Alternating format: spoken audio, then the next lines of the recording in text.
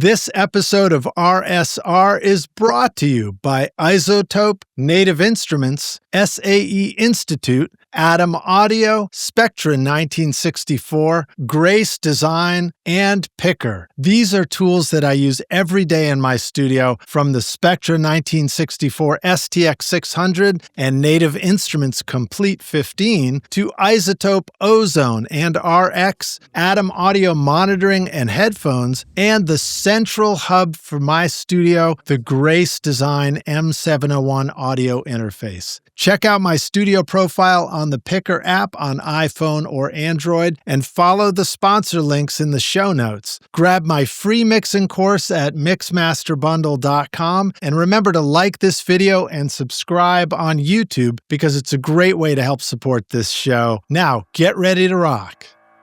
So here's what I'd recommend to indie artists. First thing, make sure you're registered with ASCAP, BMI, or CSAT. That's the most important thing. The reason why it's important is if your music gets put on the radio, or if it gets put into a TV sync, or if it's, or if you're playing live gigs and you turn in a set list, you'll get money for it. If you don't do that, you're basically leaving money on the table. I'll start with the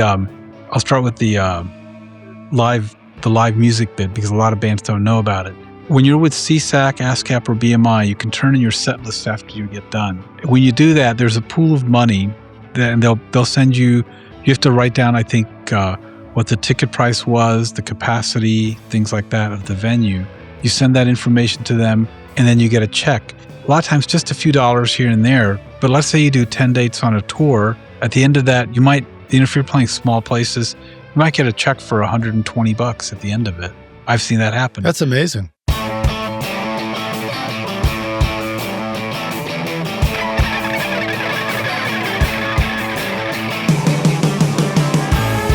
Welcome to Recording Studio Rockstars. I'm Lid Shaw, and this is the podcast created to help you become a rock star of the recording studio.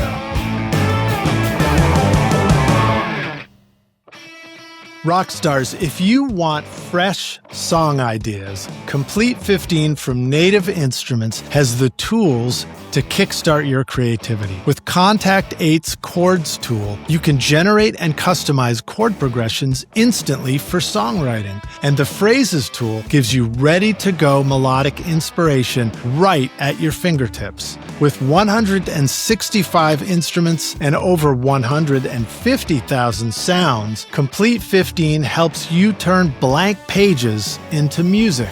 Pair that with a Complete Control keyboard or machine hardware for seamless integration and hands-on control. Go to nativeinstruments.com and use the code ROCK10 for 10% off.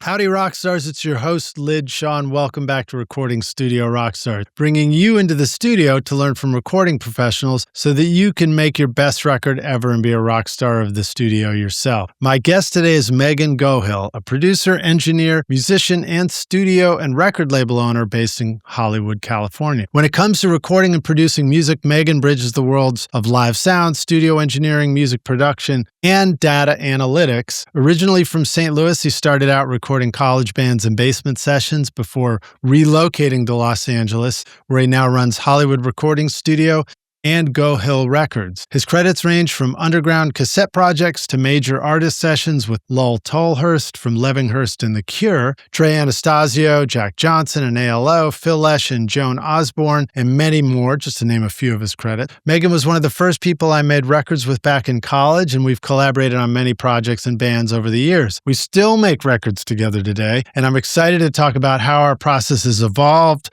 finding new ways to collaborate, promote indie releases, and keep cranking out records to keep the music and creativity alive and thriving. Meghan's been on the show before in episode RSR551, and we want to give a thank you to our mutual friends Joe Arman and Chris King and Scuntry Music for making our original introduction many decades ago. Please welcome Meghan Gohil back to Recording Studio Rockstars. Meghan, my man, are you ready to rock, dude? I am ready to rock. Thank you for having me. Dude, it's a pleasure, man. Thanks for coming back on the show, and thanks for jumping through all the hoops to get everything set up. You'd think with internet, everything would just be easy, but no, you still got to start it a few times to get everything going. But yeah, it's just the way it is, man. So what's new for you, man? Last time we did this, we covered your background story, but it's been years. So I know you've really accumulated a lot of cool, new, fun stuff in your studio. You've got, more guitars. The original is even earlier than the microphone. Make sure you have a good guitar. Even earlier than that, make sure you got a great player, right? Yep. So since we last talked, my guitar collection has grown just a little bit. Awesome, man. 2 whole walls of guitars. Yep, and I got electric sitar. So yeah, one of my philosophies with recording is having a bunch of different guitars. They're all set up differently. They're all tuned differently, different pickups. And by giving the artists that come here a variety of guitars to choose from, in addition to whatever they bring on their own, we're able to get some really nice, diverse sounds in the recordings. Some of the other gear I recently got, I've become a really huge fan of the Rupert Neve design stuff.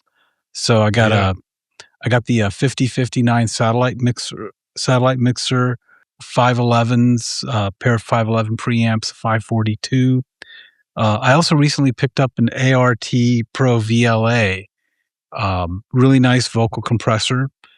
What else is in here? I've got the ART stuff sounds great. I've got one of their mic pre's actually for my talk back down in the studio, and they're great for mobile recording too. These little portable mic pre's sound really warm and nice they just sound rich on a mic, Yeah, they come at a great price point too.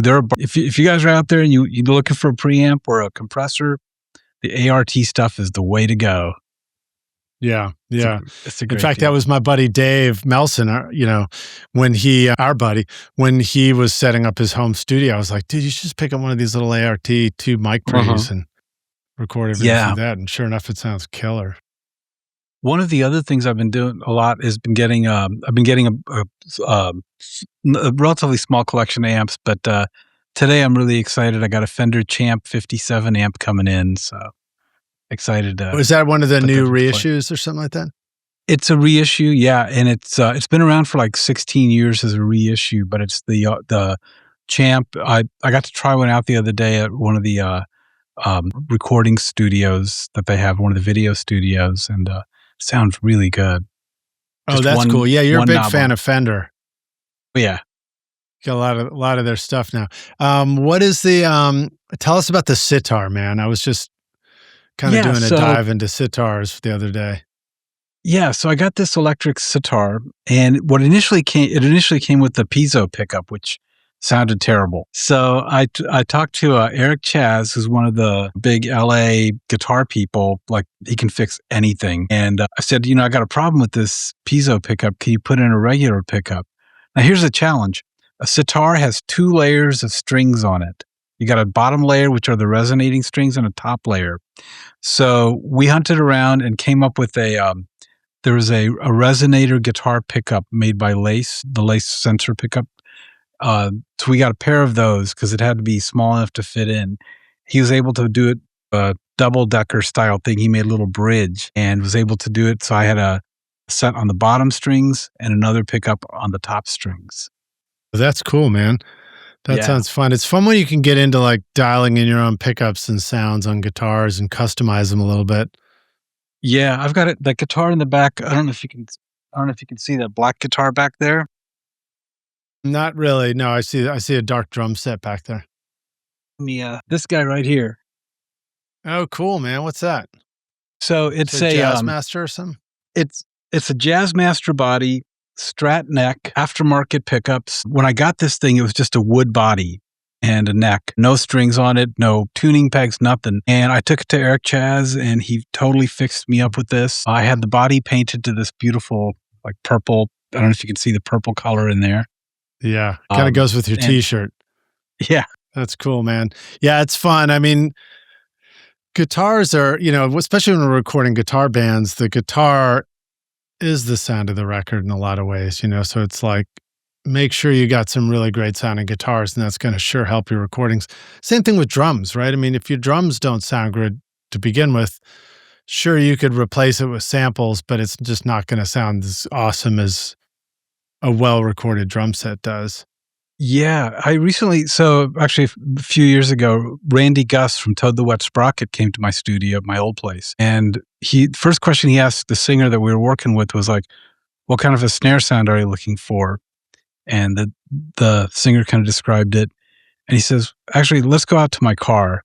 In his car, he brought with him to the session I'd say about 5 or 6 snare drums, just literally snare drums. And we tested each one out. And sure enough, when he hit the one that we picked, it was like, we were all three of us were like, yeah, that's the one for this song. But it's amazing how much of a difference a snare drum makes or a well-tuned drum set makes. Yeah, totally, man. Let's see, what else? Any other fun new instruments for you? I mean, the amps make a big deal. Now, your studio is a one-room, sort of a writer's room studio. So you're in the same space with the drums, the instruments, all of it. I love doing it that way. And there's advantages. I know there's a lot of advantages to having a separate control room. I've got a relatively small space and I love being in the same room with the band. A lot of it is if there's a problem and I'm in the same room and the problem is at the instrument level, I can hear it right away and fix it. Yeah. When I used to be behind glass, a lot of times I would try to fix it at the board, like thinking, oh, it's a microphone or an EQ thing. When I'm in the room with the band, I know exactly, like if an instrument's not sounding right, I can fix it. I hear it right there in the room. I can go there, adjust it, move a microphone, do whatever I need to when I need to make it sound better. Yeah. So you're hearing it really in the space, or do you feel like you can still kind of tell what you're getting in the headphones somehow? And are there any tricks for doing that? So the most important thing is to play back after you record. Couple of tricks I do though with the microphone. So I do a lot of multi-miking techniques with guitars. So I usually use I have a stereo ribbon AEA R88 stereo microphone. Mm-hmm. Yeah, and an R90. Yeah, those are awesome. And I use that in mid-side mode, which is fantastic because you can make it as wide or as narrow as you need to for the track when you're mixing it. Gives you a lot of options. I also use an R92 mic close up, combined with a Telefunken M81. That's right now my go-to. That gives me a nice range. Like if I don't usually have to do a lot of EQ. I just simply dial in between the 3 mics that I've got going. So the mid-side R88, will that be a drum overhead, or do you just kind of put that in the room? In the vicinity it depends on what drums or the if I'm doing a guitar, like an overdub, then it'll be one of the 3 guitar mics that I'll use. If I'm doing it on the drums, usually my drum setup is I've got a close mic on everything, kick inside and out, snare top and bottom, and then I'll have a pair of 414s in the ORTF configuration for the overheads, and I'll set up the mid side in front of the drums, probably about 3-4 feet away from it, about kick drum height, to where the lower microphone, because the 2 microphones in the R88 are stacked on top of each other. I'll set it so the lower mic is in line with the kick drum, near like the center of it, and that gives me a really nice warm sound for a lot of the drum stuff. So when you say lower mic, you mean because the RE stereo ribbon basically has 2 mic elements that are stacked on top of each other. It's kind of a tall mic, right? Exactly. They're shaped. It's a very tall mic. So you've got one microphone that's facing, if you're looking at the microphone, there's one microphone facing forward and the other one perpendicular to that. Right. And it's because you don't have to, I used to use 2 separate microphones back in the old days. And the problem with that is you got to get them lined up just right to get the mid side exactly in phase. This one, there's no fuss. Put it in there, position it, and you're done. Yeah, that's awesome, man. Okay, cool. So that's kind of a little bit of a glimpse at the studio. Now, GoHill Records is also something that you've been doing for a while, but you kind of rebranded it between our episodes. So give us an intro to what's GoHill Records all about. So when I started working with bands, the one thing that I noticed was a lot of bands were not really, they'd record something and then they'd post for a few days, they'd post it up on Facebook and that was it, or on Instagram or whatever. And you'd see a small, tiny curve, maybe like, mom and dad downloaded it, grandma downloaded it, and a bunch of their friends downloaded it, and that's it. I have a background in data analytics, and I've done a lot of work with social media and email and things like that. So I started asking, what kind of strategies can we follow in order to help promote the band? How do you sustain what you're doing? How do you get it out there in front of people? So there's several aspects to it. So for a strategy perspective, one mistake I see a lot of bands make in this day and age is they release the whole album at one time. And when you do that, you literally have one promotion cycle, and that's it. So one of the things I recommend with bands, and this is a strategy we use at GoHill Records, is we release singles, one single at a time. By doing it one single at a time, you let your audience hear each one, enjoy each one, and anticipate the next one. Instead of, let's say you get 10 songs, if you release it all at one time, you have maybe a 3 to 4 week cycle on it. If you release each song individually, you have 30 to 40 weeks of promotion with an arc around each one. So does that translate into some sort of better metric or result, or does that just translate into that much more work having to do the promotion? How do we think about it? It translates into results because you're able to build on what you started. In other words, each promotion cycle, you start getting people engaged with you as an artist, and then you move on to the next song. You've already got a built-in base, and each time the base expands. One recommendation that I have for a lot of bands is to get a Chartmetric subscription. Chartmetric is a service that aggregates not just your Spotify plays and your Apple Music and all that. It also gets your Facebook and your Instagram and TikTok and all those other social media platforms and puts together a comprehensive picture of how you're doing as an artist. And is that only for music stuff, or is it for other aspects of being online and promoting? So for example, if somebody's running a business, does it help with that too? No, it's strictly for music stuff. Okay. So if you go in there, they do a lot of things where they rank you against all the other artists in your genre and your subgenre. And it's really fascinating to see how an artist can take off. You've sent me a bunch of really awesome artists who... Yeah, that's been fun. We get to talk about that today too, but we've been collaborating on independent artists that I've been producing here at the Toy Box. Yeah. So, you sent me Chris Chamness, Miranda Burry, Hunter Cross, to name a few. And Cross and Wren. Yeah. And those guys, man, they work hard, they play out a lot, and they promote really, really well. And Hide Your Mamas, who've been making those amazing videos. I don't know did they tell you what happened in Berlin? So a few weeks ago. Yeah, tell me. Yeah, they released one of the releases. I was looking at their metrics to see where they were popping at, where they were going big. And it turned out that they are gathering a big following in Berlin, of all places. Wow. That's awesome. Yeah. Wasn't expecting that. And for some reason, they took off in Berlin. We didn't promote in there or anything like that. It just happened.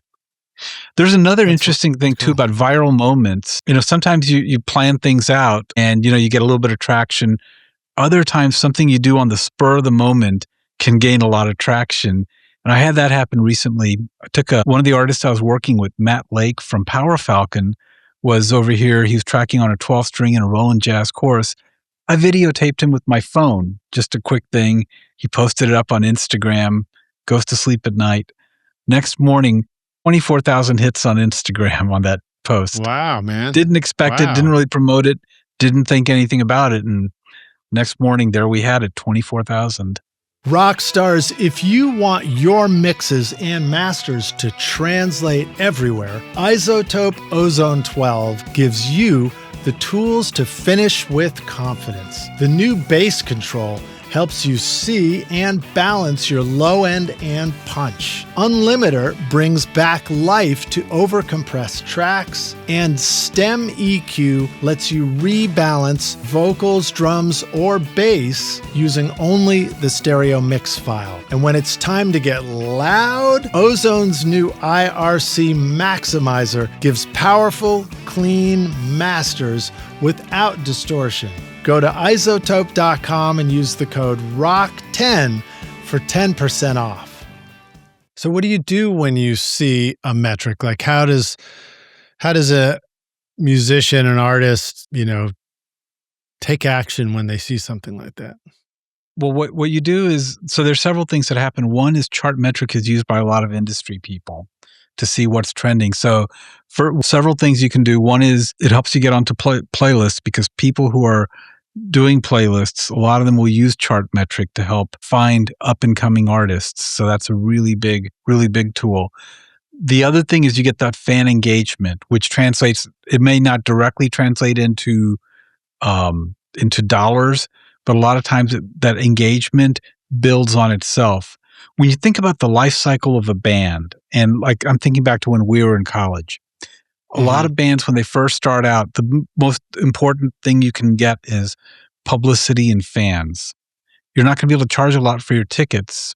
When REM is the band I think of. When they started, you can get a ticket for REM for like $5 or something. They play small clubs, 500, maybe 1,000. They played Washington University, our alma mater. Cheap band. I think they were paid a total of $1,000. I saw the contract years later. They were paid a total of $1,000 to play there. Amazing, man. I remember hearing stories about when they started.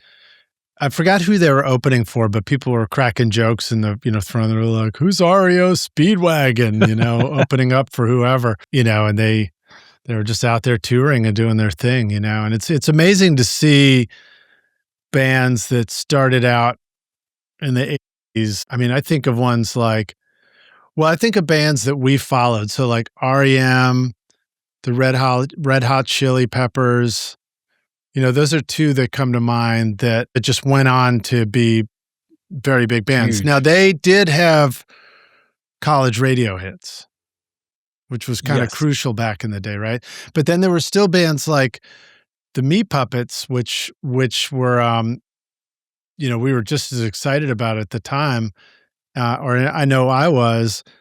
And then they had their breakout with Nirvana and the MTV Unplugged. And so that sort of threw them back up into the spotlight. But they didn't really keep going on that, superstar track. They sort of faded. And another band that was right in the same ballpark with those guys, because, Meat Puppets were a pretty odd band. They were very indie rock as opposed to pop song. Another band that was like that was come on. Who am I thinking of? My goodness, it'll come to me. Okay, it's going to come to me in a moment. The Replacements. But you know who I'm talking about. What was that?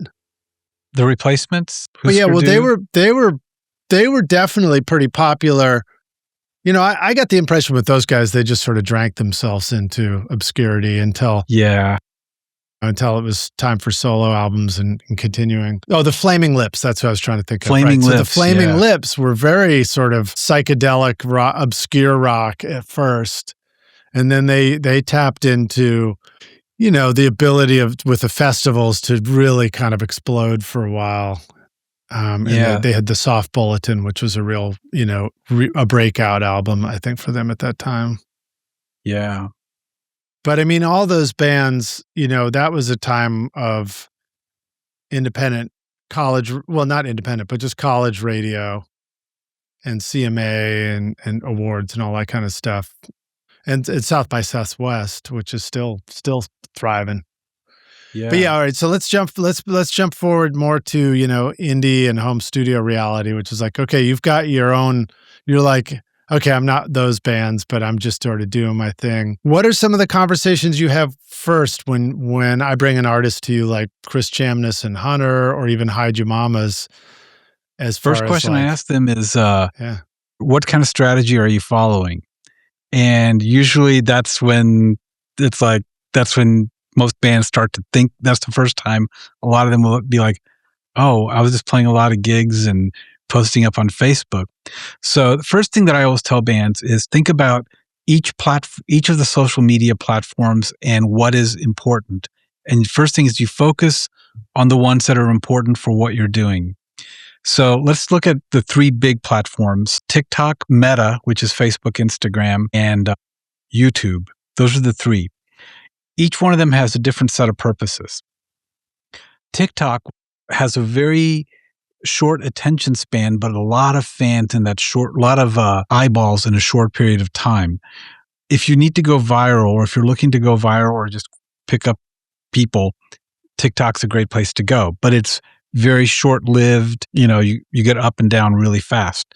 Chartmetric rates it between those three platforms. Chartmetric puts the least amount of weight on TikTok, but Interesting. it's also the fastest one that'll grow your overall fan base. Use it as a feeder for the other two platforms.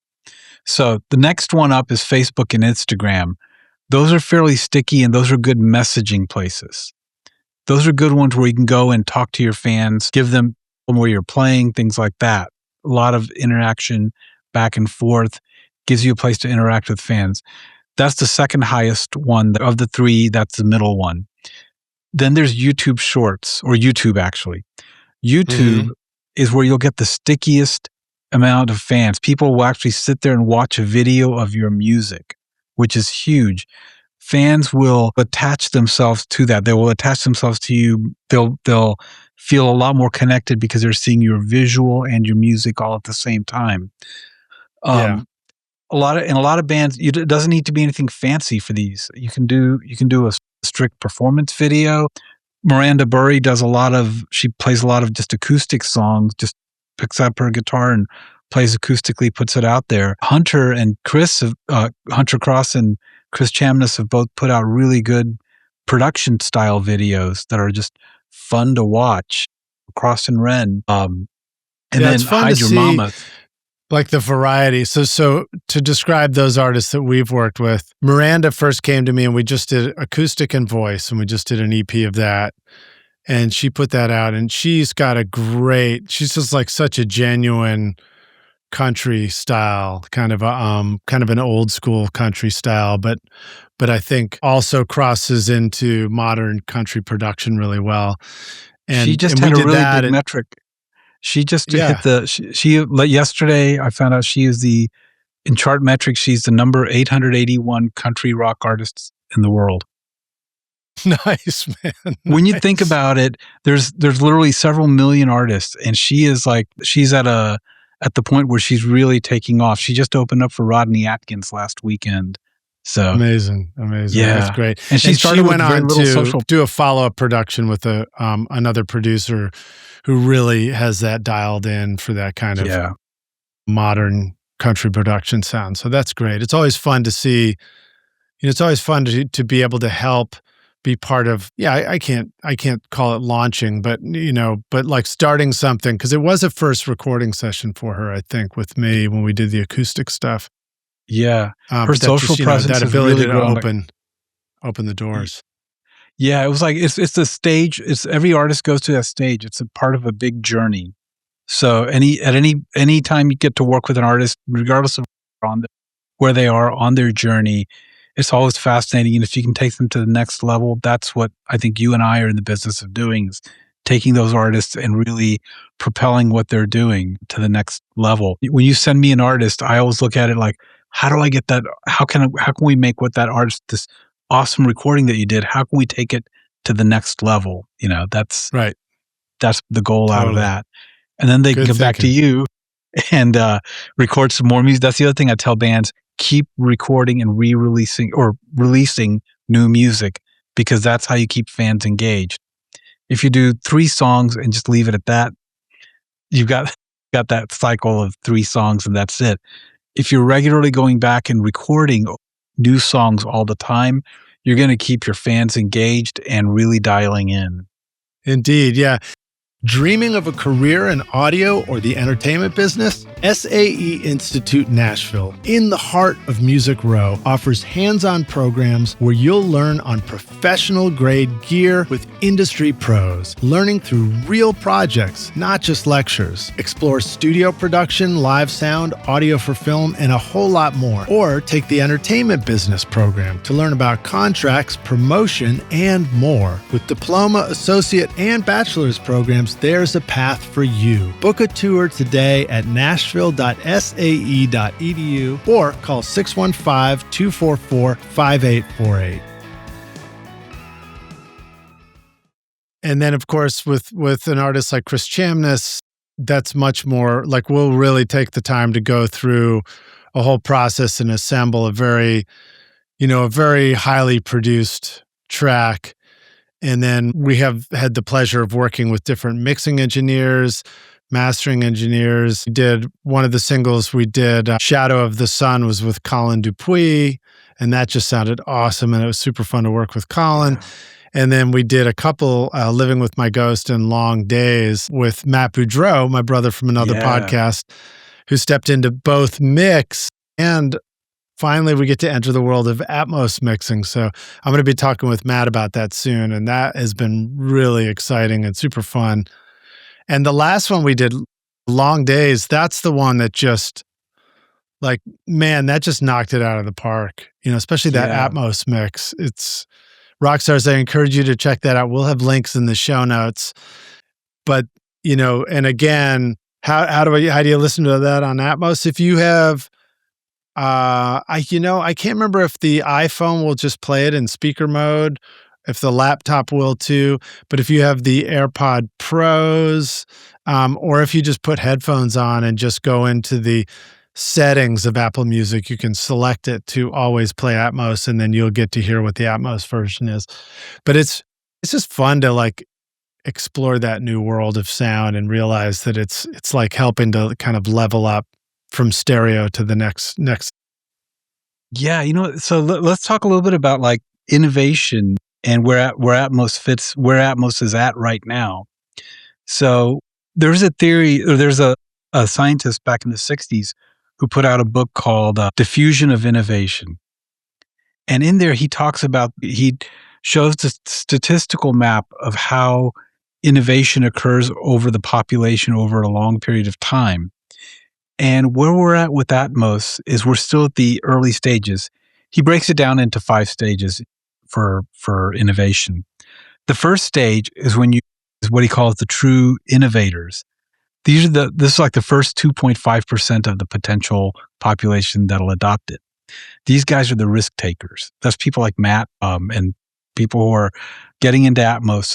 Right now, Atmos is only at true Dolby Atmos, not the headphone Atmos, but the true Atmos is only at 1% of all households. These are people that have calibrated rooms and the full. I'm not talking about. Boy, that sounds bars. higher than I would have guessed. It's the number. The real number is somewhere between 0.5 and 1.5. So I'm rounding at 1%. Right. But it's a very, very small number, and a lot of those are professionals, and they're not new music discoverers. A lot of those people are older fans who are who have money by this time. But anyway, they're people that have true Atmos in their houses. Those are the true innovators. The next step that you're going to get is what are called the early adopters. And these people are visionaries. Like they've seen other people do it and they're like, I want to get in on it. That puts you at 13.5% into that of the potential curve of the adoption cycle. The next part you get is I've got notes in front of me here, the early majority. So these are like the pragmatic people. They're like, now these people, this is like the next 34%. They've seen people doing it. The costs have come down. So at some point, we're all going to see Atmos costs have come down a lot. Right now, you still pay a premium. Mixing to, however many channels you need, 8 channels or 32 or whatever, that's a lot of money. That's a lot of preamps, a lot of speakers. You got to measure and dial and all that. The next step then you get are what we call the late majority, which are like the skeptics. They're doing it because everybody else is doing it. And the last 16% are going to be the traditionalists, the people that are like the laggards. That's the term that he uses in the book. They're the people who are traditionalists. I've got 2 ears. I'm not going to get more. That's where I'm at. So that's Well, the it reminds me cycle. of cell phone adoption, because if you recall, when cell phones came out, there was somebody who would have a cell phone first. I mean, there was like cellular phones is what the way they used to be referred to, and cars and stuff, like these big honking things that only, special agents would have or something. But then I remember even, my friend Brad Jones, my mentor, he was like, he just waited and waited and he was like, I'm never getting a cell phone. He finally got one, and he had a pencil and paper version for a phone book until one day he got this little digital thing and started putting all the contacts in it. So I think your point about the last 16% is even the people who are like, I'm never going there, eventually end up there. Right. And you know what, as a parallel to this, we could look at the rise of stereo records and FM radio. Both of those had a very long, that innovator section was very, very long. Stereo records were first marketed in March of 1958.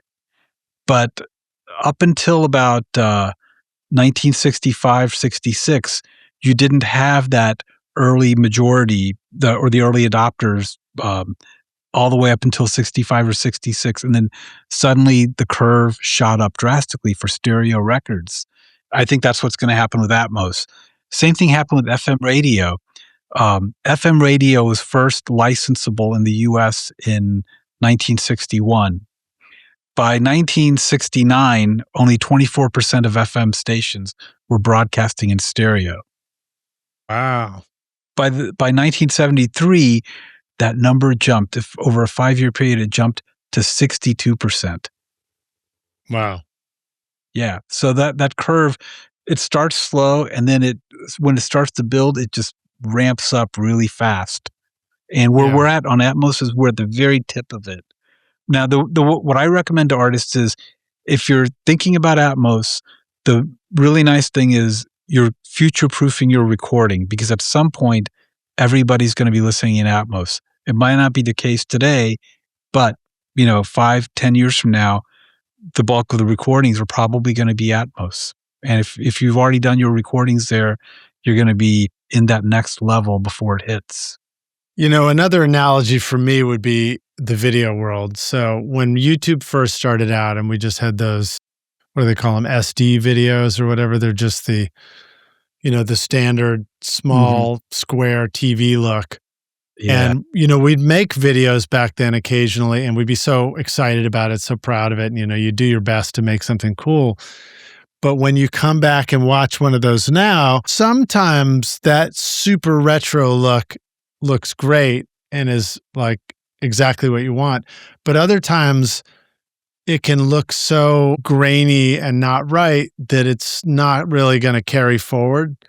Whereas if you had a way to shoot something in high quality, and upload it at the early stages, that the look of that image in that video would still carry on today as pretty cool. So it's just something to think about.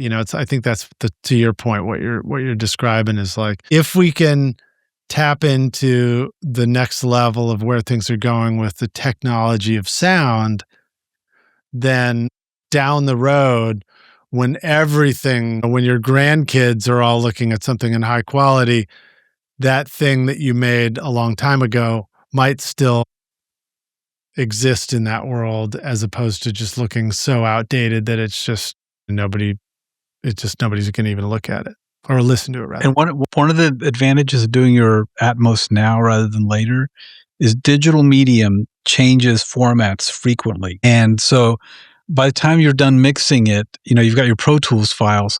Will that Pro Tools files open up in 10 years? Right. Will you get all those about that? Yeah. So if you do your mix now and you've got your Atmos out there, it's ready to roll. But if you wait and you decide, hey, 10 years later to come back to it, you're going to have to find those tracks and put it all together. So get your Atmos mixes while you're doing your record. Plus you're in the moment or at least or at least when you do the record, print stems or commit all the tracks so that when you come back to do a remix, you don't have to reopen all the old sessions and the old plugins. You can just start from like raw files and rebuild from there if you need to. And it's one of those things that, I need the reminder too, because I often don't do that. I think the reason we often don't do that is because a lot of the times we're just working so fast. We can feel like we're hanging on, by our fingertips to just get to the finish line with something. So what do you practice any of that? Do you have a way in which you go back through your catalog and sort of, without the pressure of the deadline, readdress, the archiving process, I guess, so that you can access this stuff again later?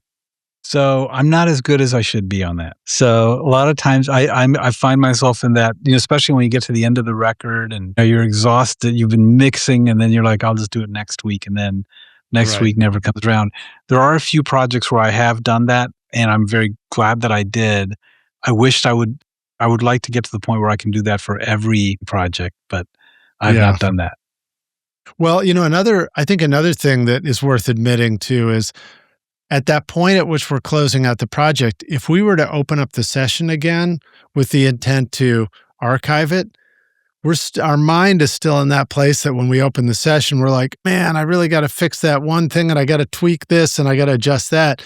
And it's hard to like get out of that and just be like, okay, this is it. It's done, So sometimes coming back months and months later where we've forgotten about all the details is beneficial. It's like, you can actually open it and or you can look at it. I mean, like, how many times have you finished a record and you listen to it again 6 months later and you're like, oh, that's totally cool sounding. I don't even remember how I got there, but it sounds cool, First time I heard something that I recorded on the radio and wasn't expecting it, I was driving into Subway restaurant, and I had NPR going, and all of a sudden I hear this song, and I'm sitting there bopping along to it, and I'm going, man, this sounds really cool. I wonder who this is. And then as soon as the vocal came on, I was like, oh my God, I recorded this. They put it on Car Talk like it's one of the little bumper tracks. No way. The band was The band was called The Kid and Nick Show, and they did a cover of Gary Newman's Cars, and that's great, like a swing version of it. It's really cool. And just to hear it, I'm hearing this da da da da da, and then it's on the radio. It's like, wow, they played it on Car Talk. Well, so none of now us knew it was going to go up there. That one might seem a little bit self-evident in a way. It's like Car Talk was about cars. Yeah. It was a cover of the song Cars by Gary Newman, right? And then and then it was a cover of it in an alternate version. What are some other ways that you've seen music, the doors open to sync licensing and TV, film, radio, whatever it is, for music for an indie artist? So here's what I'd recommend to indie artists. First thing, make sure you're registered with ASCAP, BMI, or CSAC. That's the most important thing. The reason why it's important is if your music gets put on the radio, or if it gets put into a TV sync, or if you're playing live gigs and you turn in a set list, you'll get money for it. If you don't do that, you're basically leaving money on the table. I'll start with the live music bit, because a lot of bands don't know about it. When you're with CSAC, ASCAP, or BMI, you can turn in your set list after you get done. When you do that, there's a pool of money. You have to write down, I think, what the ticket price was, the capacity, things like that of the venue. You send that information to them, and then you get a check. A lot of times just a few dollars here and there. But let's say you do 10 dates on a tour. At the end of that, you might, if you're playing small places, you might get a check for $120 at the end of it. I've seen that happen. That's amazing. Yeah. Other times I've seen one artist who played a very large, like they played an open air thing. They were the headliner. There was a lot, it was like a festival. So people weren't necessarily there to listen to the artist, but she ended up getting a pretty nice hefty paycheck from that. I think it was like $400 or something. That's very helpful for indie artists who are doing tours and stuff like that. Yeah. So let's say you've got an artist who's going out and doing some covers and originals.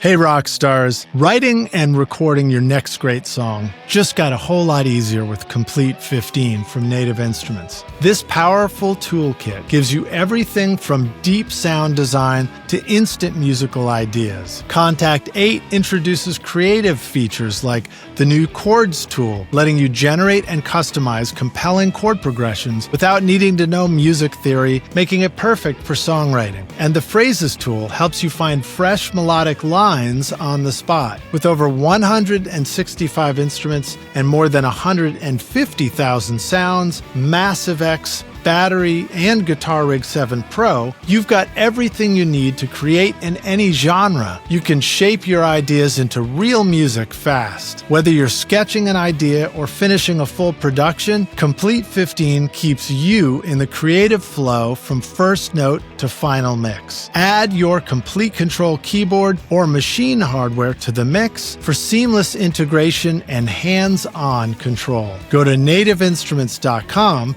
and use the code ROCK10 for 10% off. Did they turn in the set list with the covers on there too, or do you just put the originals and the set date and the venue? Just put your originals on there. Okay, I mean, cool. You can put the covers, but the ones that are going to go in your pocket are your originals that you played. Are you aware if there's more of a verification process that's involved for that too? I'm not sure what the verification process is. I'm not sure. It's probably explained at the BMI site or whatever. Yeah. Okay. Well, let me back up a little bit. So here's a question for you, which maybe you have thoughts on or the answer to. What about in a collaborative record? So, for example, many of the records that I'm doing with you now are part of this larger poetry scores project that I'm doing with Chris King and Sean McGovern, Dave Melson, Matt Fuller, lots of people. Will Metters right down the street for me. It's been this super fun ability to bring people together because it's so collaborative. Like Chris will write poems that get shared with people that people then turn into songs. And, this could take any form or shape. Like, it's not specifically critical how we do it. It's just that it has worked for us. But as a result, it never really feels like just one artist's thing.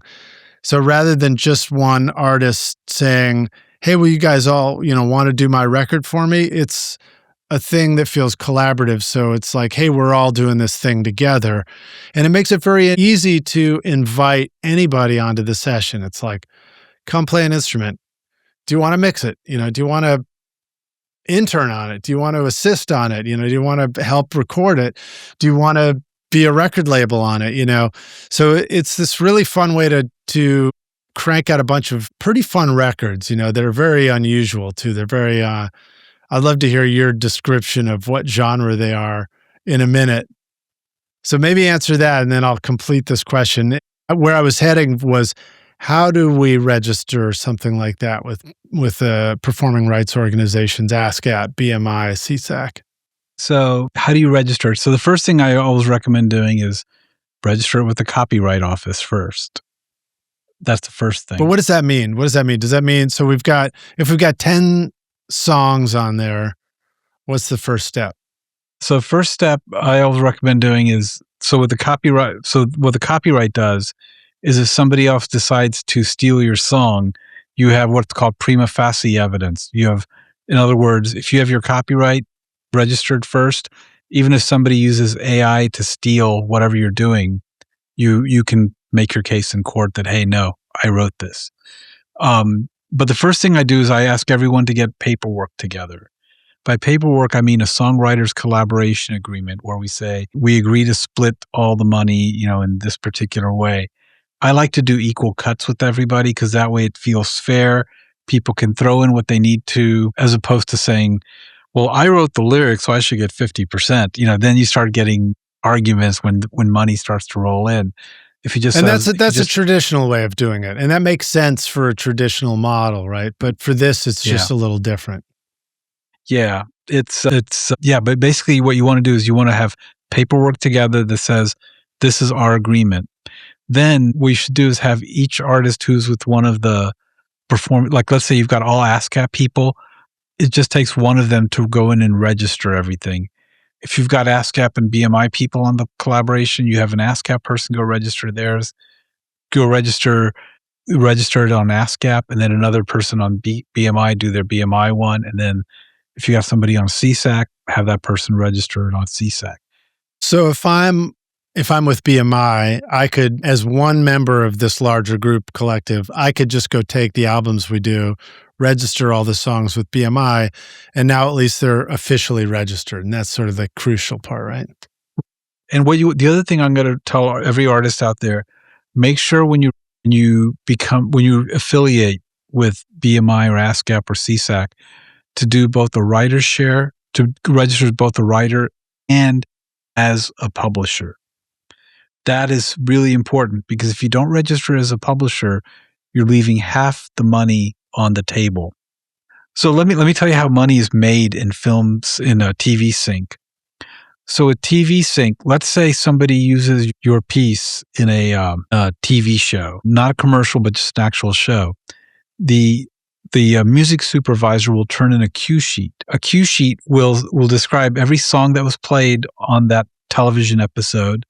It'll have, say, this song was played, whether or not there was a vocal, and the length of time that was played, and also where was it within the entire scope of everything. In other words, was it a title cut? Was it the thing at the beginning? Was it used over dialogue? Was it more than 90 seconds? If it's more than 90 seconds, you get a really nice check, especially if they use vocals.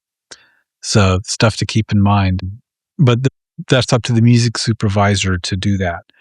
When you're signing your agreement with the music supervisor to allow them to do it, especially with like MTV reality shows, a lot of times you won't get paid on the sound recording, but you'll get paid as a writer. Because a writer, you're required to pay for statutorily. So there's that's where the rate comes in over there. So that's really, make sure when you're signing that you're doing something like that. Film is different, and the film is a negotiation. So they'll come to you and they'll say, we want to use your song in the film. And you'll say, great, what's your budget? And who else is in the film? Or what other music pieces are in the film? And then what I like to do is just say, make me an offer. And then I'll run it by the collaborators. And that usually, if they really like the piece, they will be more than happy to pay for it. Do you find that often the offer is what it is and the answer is, yes, we accept it, or it's a negotiation tactic? Have you seen it make sense to come back and counteroffer a little higher? I have done counteroffers. And so I've had situations where the amount offered was really, like, the first offer was fantastic. So we just went with it. When it's in the 5 figures and it's a song that you've had out for like 10 years, and they're like, we need to know by tomorrow morning. And I say, make an offer. Usually that's a really good sign. On the other hand, if you're begging to get something put in, they might say, we'll just give you $1. And if you really want it in there, you take it and lick your wounds later. Right. Especially if the dollar thing is more of like just a paperwork. Right. We're going to put your song in this TV or in this film, and you should be glad we're doing it because it's all this exposure. And it's like, no, you should be able to get paid for that. Okay, so just rewinding, the registering with the Copyright Office and the registering with BMI, ASCAP, CSAC, which again, those are referred to as performance rights organizations. And Rockstars, if that sounds like mumbo jumbo to you, performance rights goes all the way back to the early concept of, hey, these are songs that were written, they're going to be performed on the radio by radio play or performed on a stage setting, and therefore you needed an organization to sort of keep track of that and make sure that you collected your income for having written the song. Fast forward to today, and it's everything that Meghan's describing to us.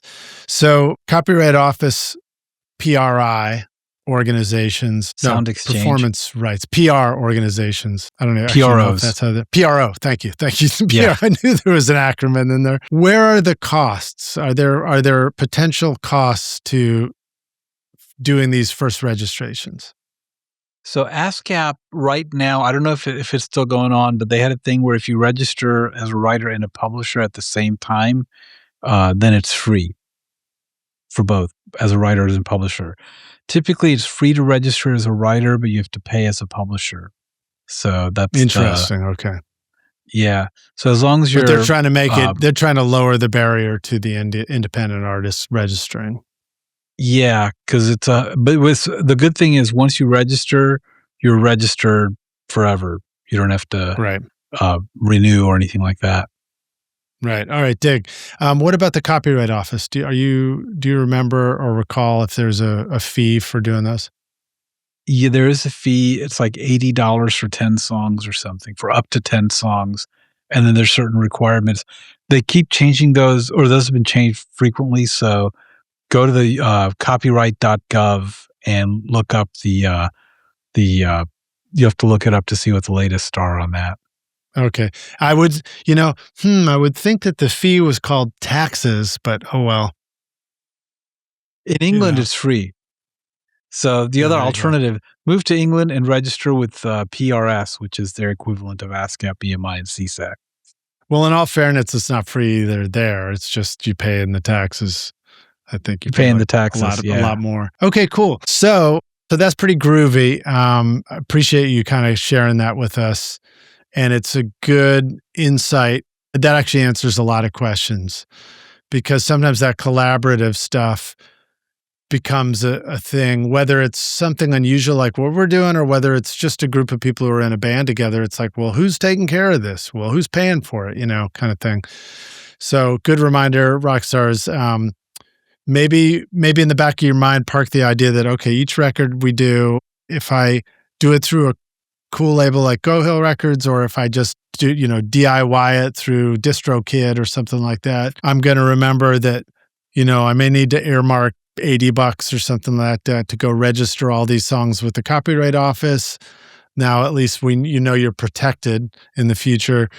And then I need to go register with a PRO to, and I personally use BMI. Meghan, I think you have been on CSAC for a long time and you've said really positive things about it, but I think you also acknowledge that you're glad you got in early kind of thing because it's the smaller one. Those things are all part of what you want to do and think about when you finish a record. And just like doing the archiving, you just got to carve out the time later to come back and do it, because it's not something you're going to do right at the moment of the mix. You're probably going to have to circle back. Hey, rock stars, when it's time to finish your music, iZotope Ozone 12 gives you the powerful new tools to master with confidence. The new bass control helps you balance your low-end EQ, sustain, and punch so that your tracks translate everywhere. Unlimiter restores clarity and impact to overcompressed mixes, and Stem EQ lets you rebalance vocals, drums, and bass using only the stereo mix file. When it's time to push loudness, Ozone's new IRC5 Maximizer delivers clean and powerful competitive masters that stay open and musical. And with an updated mastering assistant that guides, not decides, you can move faster, make better decisions, and stay fully in control from start to finish. Go to iZotope.com and use the code ROCK10 for 10% off. So Meg, another record that we got to do this year, which I'm very excited about. Can you guess which one that is? Samara Beach. Yeah. That was such a fun record to listen to. Thanks, man. Thanks. Yeah. So actually, you should tell us a little bit about that record because okay. I'll tell you my first thought when you first played it for me. I was like, you sent it to me and you're like, yeah, I'm thinking of produce. I was like, no, don't go. Just this sounds like you could feel the fun in the record, and I was just like, let's just put it out as is. Yeah, it's awesome, man. So Rockstars, I went down, as I've mentioned on the show, I went down to Costa Rica for a month and kind of went for, originally I went with this idea I was going to do this kind of health retreat, and it still was that, but it was, but plans changed a little bit. So I ended up deciding to go to a beach town and just stayed in a little, little hut there. Something really simple. I didn't even turn on the air conditioning for a month. But it was great. I just was getting, going down to the farmer's market and buying fresh fruit from there. I mean, mangoes that are like, if you're not careful carrying them home, they'll be squashed. They're so ripe. You know what I mean? And just like really, really delicious fruit and vegetables and stuff. And then I would go take surfing lessons in the morning and go learn how to surf on one end of the beach, and then take a break and write a poem or, like work on lyrics, sort of resting up between surfing, and have another mango smoothie, in a lounger chair by the beach. I mean, it was tough living, I got to tell you. And then in the afternoon, I'd be like, all right, cool. I'm going to take that new song idea and go to the quiet end of the beach in the afternoon and take my guitar and a little battery powered recording studio, the Isotope Spire studio, and my iPhone and a pair of headphones. And I'd just go write and record a song right on the beach. And it was just really, really super fun. And it was a great exercise for me in terms of, stepping into the thing that I've been saying I wanted to do to myself, which is I really want to write more songs. Come on, Lidge, when are we going to do this? And it's like, great, go do it, So I went and did that. And then I shared the songs back with Meghan. I shared them with all the rest of my buddies. We even did some co-writing on them I've explained that a little bit. So like I might have the beginning of an idea and a verse and a chorus, but instead of, and then if I ran out of time that afternoon to work on the song further, instead of feeling stuck because I didn't finish a new song idea, I was like, hey, why don't I just take that verse and chorus, share it with my other songwriter buddies, and then see if they circle back with some new verse ideas. And sure enough, that worked beautifully. Another testament to the power of collaboration, the power of being in, a supportive songwriting community and interacting with others, other like-minded friends and individuals, so that you can take your music to the next level. But I did all that. And then when I had finished doing these kind of rough mixes and sharing them with Meghan, that's when I said, hey, dude, I think I should, bring these back and, book a session and record them. And already in my head, it was like, how it goes. It was blowing up into, okay, I'm going to have to schedule time. When am I going to do it? Who am I going to invite? All this stuff. And Meghan, you just came back and you're like, dude, these sound great. I can hear the waves in the background and the monkeys and the birds. Just, yeah, I think you should just put them out like this. So that went a long way for me, because that was just like the right amount of inspiration and encouragement and enthusiasm. It's funny. It doesn't take much, all we need is a little bit of encouragement, a little bit of enthusiasm and feedback. And, here we are making music that we wanted to make anyway. And so all of a sudden you're just ready, like I was ready to be pushed over the edge. And so when you said that to me, Meg, I was like, okay, awesome. Let's do it. Yeah. I'm glad. So what do we do then? So then we put it out. It goes out to the world. You did your social media push, which is really awesome. Well, let's rewind that a little bit. Let's rewind that, because it was a little more before that. We had meetings, remember? We had like a meeting to talk about getting ready for the release. Yeah, we talked about it. So we did a strategy with it. Yeah, do you remember some of the things that you asked me for, some of the stuff that, you made sure that we had collected and put together before we did all that? Yeah, so some of the stuff that I find works really well is when you as an artist, to connect with your fans, you want to talk to your fans. You want to tell them about, here's some background behind the songs. And it's not just independent artists. Taylor Swift recently did this too. You talk about the song, like, hey, here's this song, here's how I recorded it. You talked a little bit about like how you recorded it. You talked about the inspiration behind the songs. You talked about, hey guys, I'm putting the song out today. You basically talked to the audience on Instagram and Facebook and all that. And that really helped a lot in terms of pushing it to the next level. All right. So, and I'll fill in some more of the blanks there. we had meetings together. We met on Zoom. We do a screen share, and we had like a Google Doc that we're able to share. So we did things like you had me organize all the song lyrics. So I basically broke down every song, printed out all the lyrics, something that would have been easy to forget to do, when it was by myself. They're just, they're in my head, or they're on the recording. But now it's like I've got a written version of that too. Because it's not always a given. Sometimes we just move forward and we create the thing, and there never was one, master copy of the lyric. But you helped me do that.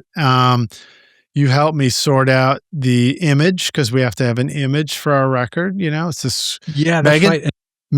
Meghan, please tell us, what kind of image do we need for our record? This is a little bit of an inside joke, Rockstars. Well, this is going to be written on my gravestone per Lidge.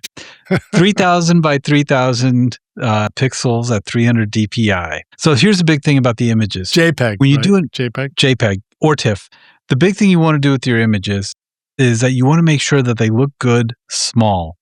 So put them on the size of a postage stamp and see if you can understand what the image is. It has to catch your eye when you see a bunch of other albums on your Apple Music or your Spotify or whatever.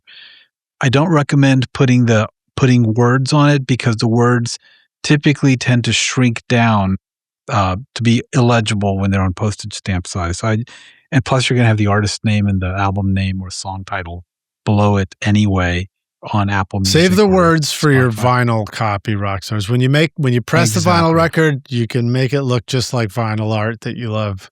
Yeah. So that's one of the big things is make sure it looks good small. Yeah, so interesting stuff. So making sure it looks good small. I ended up using a photo because it really summarized where I was and what I was doing. I'm sure I explored and dabbled in other things, other possible ideas.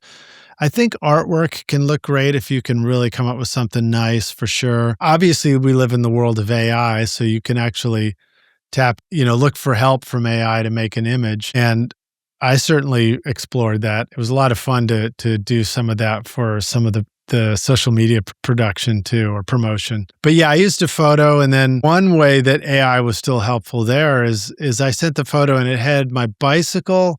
So like I looked at the photo and I was like, oh, I know what's in it. I know what all this stuff is. But it was great to share it with people. So this is one tip I want to share, Rockstars, is collaboration gives you the chance to, before you've released it, show it to some other people who will actually give you feedback. So Chris King, for example, saw my image, and he's got a great eye for photography and artwork. I don't know if he calls himself an artist, a graphic artist, but he really is. He's one of the better ones I know. And I just shared the image, and he saw the bicycle there, and he's just like, oh, that's junky, that's distracting, that's junky. And so it's like really helpful to get that kind of feedback from people. And then what I was able to do is just go into, I think it was Canva actually, you can go in and with the magic eraser, you can kind of highlight where the element is that you don't want in there. I think even Apple iPhones do that kind of stuff now if you know how to make it work. But you can select an element and then it sort of interpolates it and fills in the background there and removes the item. So you can actually remove something from an image if you've got a photograph that's almost right for you, but has something that shouldn't be in there, or it's got, your X in there or something like that. So let's talk a little bit about AI and some other aspects of it that are useful. So one of the things I see a lot of artists fail to do is put together a proper Spotify pitch. Because in Spotify, there's a section where you can go and pitch it to playlist editors. So one really good use of AI is this. You can upload like a 1-minute version of your MP3 to ChatGPT and use the 4.0 version because it works better than the 5 for this particular purpose. Ask it to tell you what genres. Tell it you're going to be pitching to Spotify. What genres is this? A lot of times with artists, they don't know how to pick their own genre, or they'll say, well, we don't sound like anybody. It's like, no, you need to really think about what genres you're pitching to, because if you do, that kind of gives a North Star to the playlist editors as far as, this will fit my format or not. The other thing you want to do is you want to ask it to find a list of 10 similar artists to your music. But it's not just 10 random artists. You want 3 North Star artists, like really big artists, like, along the lines of like Tame Impala, Radiohead, things like that. Mhm. Then you want like 3 mid-tier artists that have a lot of new music fans. These are bands that are typically playing at festivals that are still on their up-and-coming area, but they're fairly well-known nationally. Mhm. And then you want 4 up-and-coming bands listed. And the reason is that those up-and-coming bands don't have a lot of other bands trying to match to them. So it gives you like additional artists when the playlist editor already has one of those small artists on their bill, your name will show up as well on their thing. So that's the first use of it, is to help identify your music and the similar artists. The other thing is writing the actual pitch itself. You can go into ChatGPT and say, my name is Lid Shaw, recording studio rock stars. I need a 250 word or 500. I need a 500 character pitch for Spotify. My new song is called blah, blah, blah. It'll be released on this day. And it will spit out a really good, awesome first draft, usually almost finished in just a few tweaks that you'll need to make by hand. But that's a really good shortcut to getting your bio and everything together. Are you ready to launch your career in the audio or entertainment business? SAE Institute Nashville, right here in the heart of Music Row, offers hands-on programs to prepare you for the industry. From studio production and live sound to audio for film and a whole lot more. You'll learn by doing, working with professional-grade gear alongside experienced industry pros. If you're more into the business side of entertainment, SAE's Entertainment Business Program teaches essential basics like contracts and promotion to help you navigate the industry. With diploma, associate, or bachelor's degrees, there's a path for everyone. Plus, Career Services supports graduates as they take the next step. Want to see it for yourself? Immerse yourself in Nashville's exciting music scene and book a tour today at nashville.sae.edu or call 615-244-5848.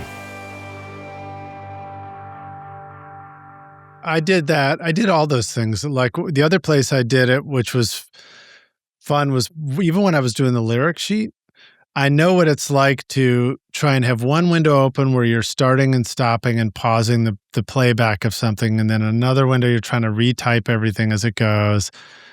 And that can get a little clunky and awkward. And so I actually used an app that I have called Whisper Transcribe AI. And I was able to just upload the MP3s of each song, and it pulled the lyrics from it. And I still had to go in and make corrections, but it pulled the lyrics. Then I copied that, bring that over to ChatGPT, and I was like, clean this up and organize it into a really nice lyric sheet. And then it like makes it look all nice with a little verse and a chorus and everything like that. And then you just kind of go through and do some corrections, which is a lot easier than having to start from scratch. So stuff like that really sped up the process. Another funny thing that I did, which I haven't quite found a use for yet, is I talked about the whole process. So this is how I like to do it. I go into the voice memo app and I just start brain dumping and talking about whatever it is that I want to talk about. In this case, it'd be like, how did I record it? Where did I go? What was my trip all about? Because you can just think about all that stuff, out loud. And then you take that recording, put it in Apple Notes. I'm getting very granular here. You go into Apple Notes and then it transcribes it. So you can copy that transcript. And then you can go over to ChatGPT and you can say, hey, organize these thoughts, clean them up, and put it into a description of the album for me or something. So you can and granted, I acknowledge that here we are in a creative process and I'm letting it do some of the creativity for me. But if you love writing, blow all these ideas off. Just write it yourself. But if writing is one of those things that feels like it trips you up or delays you in the process, then I found this very helpful because it allowed me to have it generate something that I could look at, and then I could start going in and correcting that and rewriting it, some of my own words and stuff like that.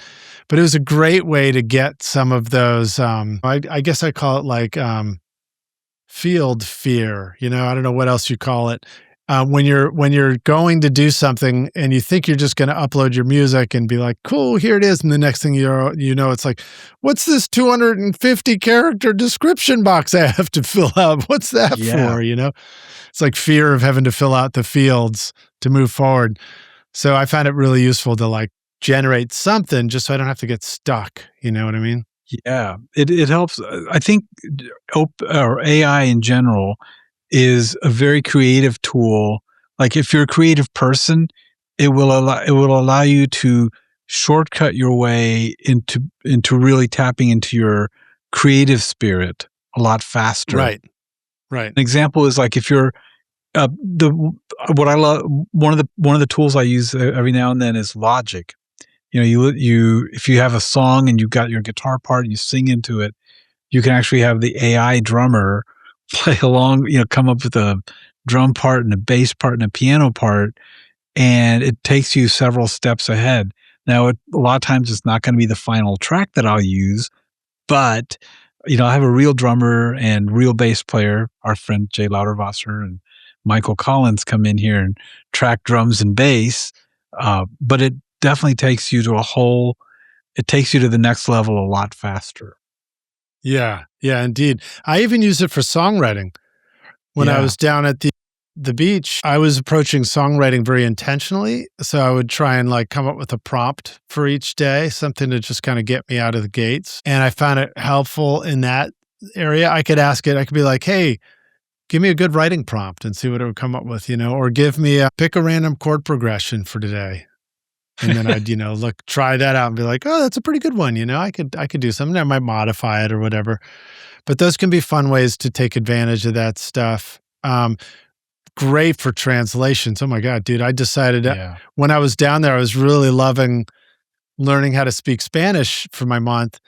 And so I was like, I'm going to write a song in Spanish. I mean, like, what? Who are you kidding, Lidge? Who are you? Who the hell do you think you are, man? You don't even speak Spanish. I was like, don't care. I'm writing a song in Spanish. And so here's how I use it. I started working up poetry based on various impressions of my experience down there and coming up with stuff that I wanted to say. And I think I would start with a line and then I would translate that into Spanish. And so it would give me the translation. And it was olas verdes, which is the green waves, which is the waves on the ocean that haven't broken yet. So when you're surfing, at first they break and then you catch that wave after it broke and then on the beginner board and you surf in.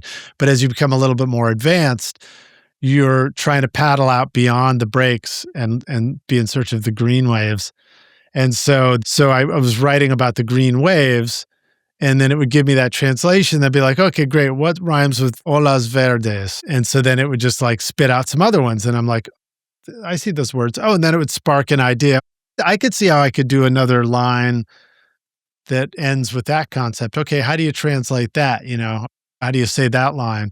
And it was just great to be able to like go one line at a time and end up with something in a totally different language. And it mostly worked. I still had to like bounce it off people who spoke Spanish and, they'd sort of like double check my results. But that was a fun way to use it. Oh, that's really cool. Yeah. What about you, man? What about in the completion stage of a record? In the completion, like in terms of the recording of it or the mastering? Yeah, the AI. I mean, you talked about the finding genres. Have you actually found AI to be helpful in your mixing and mastering stage? Yeah, actually. So, I mean, you and I are both very familiar with isotope stuff, right? Yeah. Isotope, their what's it called? The audio lens feature with Ozone is a very powerful tool. For those of you that haven't used it, it allows you to, audio lens lets you listen to music in your Apple Music or Spotify or whatever and make a fingerprint of it and then apply that fingerprint to your mix. So EQ and compression and all that, it'll figure out like how to make your mix sound like whatever it is you're trying to reference. And that is really powerful. And I use it as a starting point because I love going in afterwards and making tweaks with it.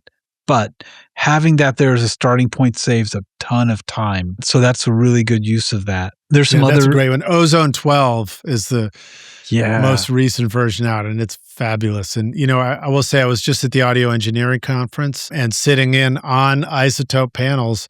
And sure enough, even Isotope says, yes, you start with this starting place and then you make adjustments to taste, So it's meant yeah. to be like a great guide for you. Yeah, one of the really cool things I've been doing lately is a lot of my mixing now is analog. Analog, it's a hybrid mixing of digital and then analog and then back to digital. And so I use when I'm sending things out of my 5059 summing mixer, I'll run it from there into like the Rupert Neve 542 tape emulator, and then into the master bus transformer, back into Pro Tools, and then I run it through Ozone for the final finishing step. And it really warms up the recordings nicely, like using those together. Yeah, it's a great way to also mix and leave yourself enough headroom, but know that Mhm. when you share the final version of it, Isotope Ozone will have made things loud enough to feel competitive and sort of exciting in the right ballpark where you might have, because sometimes we do recordings and mixes and they come out a little brighter than expected or they come out a little darker than anticipated. And it's great to just like equalize it back out and essentially, bring it back into balance that way. And it Yeah. literally even has the stem feature in it now, a music rebalance, which lets you rebalance some of the elements in your Yeah. mix. If you didn't get the Yeah, that's vocal been a levels just right. lifesaver. No It's like, doubt, dude. the funny question I always ask myself every time I get a new Ozone or new Isotope product is, how are they gonna improve it? And they've managed to do it every time, and Yeah. it's a mature product, but it's like they're still finding ways to make it better each time. Yeah. Yeah, very cool. Are you recording your own music or other people's music in your studio, but you're having trouble figuring out how to get your mixes to sound great? Do they sound weak and distant or lack punch and clarity? Well, I've got a gift for you to help you take your mixes from sounding like basement demos to sounding a lot more like professional mixes. And it's my free course called Mix Master Bundle. This course will show you how to get pro sounding mixes from your home studio with free and stock plugins in Pro Tools. And the best part is, these mixing techniques will work for you in any DAW, whether you're in Logic, Cubase, PreSonus Studio One, Reaper, or anything you can think of. Are you ready to make your best record ever? Then go to mixmasterbundle.com to get started for free now, and you can find the clickable link in the show notes of this episode. Yeah, so, you and I grew up or met each other in the St. Louis music scene, and one of the things I recently got a master's in geography, and I did a lot of work on music and geography and stuff. And there's some fascinating, I get a lot of the artists that I've worked with that were like, "Oh, we should move to LA," and I always tell people, "Hey, think about where you're at right now. If you're in a different town, maybe it's actually a much better place from which to start a career." So when you think about the concept I've written about, and if you go to my website, you'll see a blog post about this, is the geography of music. The idea there is that you've got space, place, and environment. So as an artist, you want to be able to have a space that is close enough to where you can easily tour to other cities. Great example is St. Easy Drive to Columbus, Missouri, or Columbia, Missouri, and Kansas City and Chicago. All those markets are like within a 5-hour drive. If you go to Ohio, and our friend John Finnell over in Ohio, he's in Yeah. Columbus. Columbus is right by Dayton and Cincinnati, and really close to Cleveland and Louisville and all those places. So one of the things that it's really good to, sometimes it can be really good to be in a place like the Midwest where you're able to easily travel to a bunch of cities and build up your following. The next thing that you have to think about in terms of a music scene is what I call place. So there's two types, like if you think of, there's like the industry center markets, Nashville, Los Angeles, London, New York, places like that. those are your big cities, and you'll have a lot of concentrated resources. Where you don't have as much of in the big cities is innovation. And what I mean by that is people, a lot of times you'll see most of the artists that are big in the US actually come from, they might move to LA at some point or Nashville, but they start in other places in the small towns. Cross and Wren from Jackson, Tennessee, or Miranda Burry, who's out of Marissa, Illinois, small Yeah. towns, but they're able to quickly tour and go to different cities. And that's really important. A lot of times, the other thing about places, you get authenticity from a place. So the place will influence the musicians. In St. Louis, there was a ton of really great horn players. And when you think about why that occurred, why are there so many, trumpet players and saxophone players, is that whole Mississippi River thing from New Orleans all the way up. It was a boat ride in the early 1900s, and those traditions have gotten passed along. You wouldn't expect to see a horn band coming out of Berlin, doesn't sound quite right, but a band with horns coming out of St. Louis, you're probably going to get something really authentic. They probably learned from like a musician who's probably in their 80s now, stuff like that. The other thing you have to think about is the socioeconomic factors that engender a creative environment. If you think of like New York in the 70s or Seattle in the early 90s or any of those cities, they had very low costs of rent. And there was a Right. lot of younger people in those areas.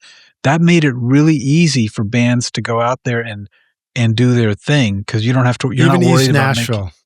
East East Nashville used to Nashville, be great very low example. rent. Yeah, and those are great examples because you're not having to worry about, where am I going to, you can work a delivery job and pay your rent. If you're living in Los Angeles, that delivery job's going to have to pay a tremendous amount in order to support your art. And then the other thing is that market has to be culturally open to a lot of touring bands. Columbus, Ohio right now is a really good mecca right now. They've got that environment where there's clubs that'll have out-of-town bands come through, but they have a great local scene. The third pillar of a music scene is the environment. So what you want to have is you want to be able to have a place where musicians can kind of all collaborate. We talked about collaboration. You want to have a music scene where there's a good studio, where the studio owner has bands come in from different parts and puts people together, hooks them up with additional musicians if they need it in the studio, things like that. You want to have a pool of musicians. You don't want to have like a small, like 3 or 4 people in town. You want to have a handful of people you can call. You want to have a club environment where the booker is open to having bands from other cities come in and play. That's really important. At Cicero's Basement Bar back in the day, your band and my band, your band Enormous Richard, my band Cookie Monsters used to play there. And they would do what they call a band sandwich, where you'd have 2 to 3 bands. You'd have a local band that could draw really well. You'd put a regional band from another city, and then you'd have another local band that draws well at the end. And by doing that, you help that regional band build up a following in your town.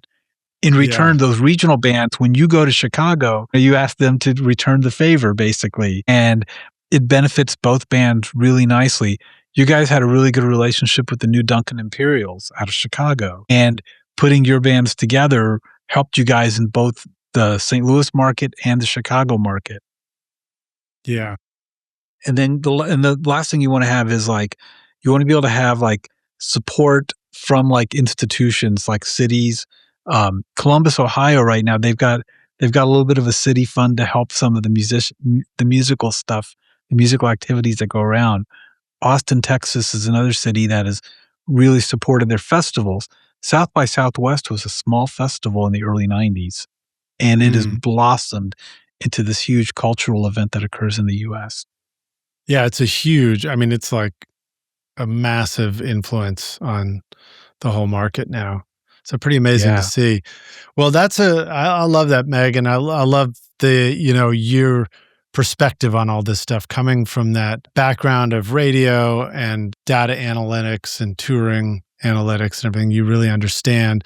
And it's just so helpful. It's great to have you on the show to be able to talk about these things and just get everybody really sparking ideas and thinking about, as we make music and we think, well, how do we get through making a record, and then what do we do with it after that? Just kind of think forward. And just a reminder to us that all these concepts, they're accessible to all of us. Some of them, sure, some of them are going to sound like, oh, that's for, famous people who are on a different level.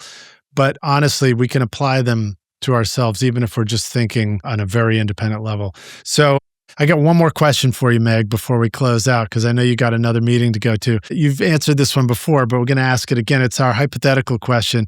We get to take the Wayback Studio machine, and you go back in time and you find young Meghan and you say, listen, dude, one day, appreciate that long hair, because one day you're going to be coming at us with a whole new look. And you say, listen, dude, I've come back to give you this one bit of information. Here's the single most important thing you need to know to be a rock star of the studio yourself one day. What advice do you want to go back and give yourself if you could? Play live gigs and talk to your audience. That's the most important thing. Nowadays, it's even easier than ever because you can talk to your audience worldwide on the World Wide Web. Yes, indeed. The WWW. Play those live gigs. Yep. And play those live gigs. Talk to people in the audience. Go out there. Learn who's coming to your shows. Don't be afraid to throw in covers. Covers are a great way to attract people to what you're doing. I've seen some artists, Hunter and Cross and Wren, they leverage covers really nicely. Like they'll post up videos of like a cover song, and it might be a different arrangement than what you're used to hearing, but it's really cool that they're doing that. In addition to their really awesome original music, it gets people to listen to them. That's groovy, dude. Well, that's awesome, dude. I love it. Thank you so much for joining us on the show again. How can the rock stars find out more about you? Where would you like them to go to check out your music, check out your website, learn more about the studio or the record label? And what if they have questions for you? Yeah, so reach out to me at hollywoodrecordingstudio.com. My contact information is on there. If you look up GoHill Records on Spotify or Apple Music, you'll find a playlist of some of the artists I've worked with. So the best ways to reach me, hollywoodrecordingstudio.com and GoHill Records on Spotify and Apple. Awesome. Rockstars, thank you so much for hanging with us. If you're listening to this as an audio podcast, please remember that we're now on the video platforms, which is probably still YouTube by the time I say this. But, one day, future thinking, one day, who knows what it will be. But come on over and check out the video. We'll have links to everything in the show notes. You can listen to the music. You can check out what we're doing. You can go listen to my Samara Beach Songs record. We'll have a link to that as well. And then if you enjoyed this, please hit the like button and subscribe to the channel so you get more videos from us, more interviews with rock stars like Meghan. And then also just remember that really helps the channel. It's such a great way to just give back and be helpful, because it will help promote help the algorithms present this interview to the other people who will enjoy it as well. So thanks so much for watching. If you got questions, just drop a question down in the comment. Let us know if you enjoyed it, didn't like it, loved it, hated it, doesn't matter. Let me know in the comments. I'd love to hear from you. And Meg, thanks for hanging with us, dude. I look forward to seeing you around the studio. Cool. Looking forward. I'll be coming down in February. Oh, that's right, man. We're going to be making more records. I mean, this will be out right about the same time probably, so that'll be perfect timing. Nice. Cool. Awesome, dude. Okay. Cheers. I'll talk to you later. Bye.